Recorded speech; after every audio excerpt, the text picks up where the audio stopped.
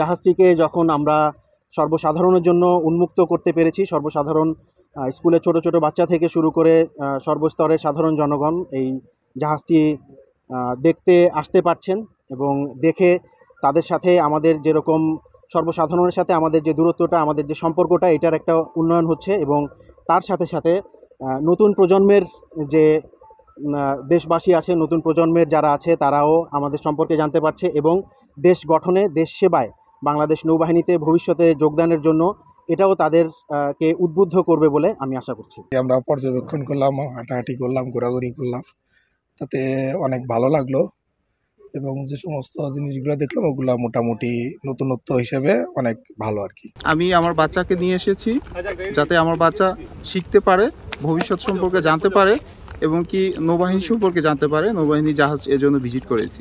বেশ কয়েকটা গান দেখলাম এবং এদের জিনিসপত্র রাখার কিছু স্টোর হাউস দেখলাম, বেশ ভালোই লাগলো। এর আগে কখনো দেখা হয়নি এগুলো। বাংলাদেশ নৌবাহিনীর যে যুদ্ধ জাহাজ এখানে আছে, সেই যুদ্ধ জাহাজের প্রদর্শনীটা আসলেই একটা নতুন একটা ভেরিয়েশন তৈরি করছে। আমরা এই জাহাজটি ঘুরে আমরা দেখেছি, এখানে অস্ত্র দেখেছি এবং এটি পাহারা দেওয়ার জন্য নৌবাহিনীর সদস্যরা রয়েছে। আজকে ভালো লাগছে আমাদের।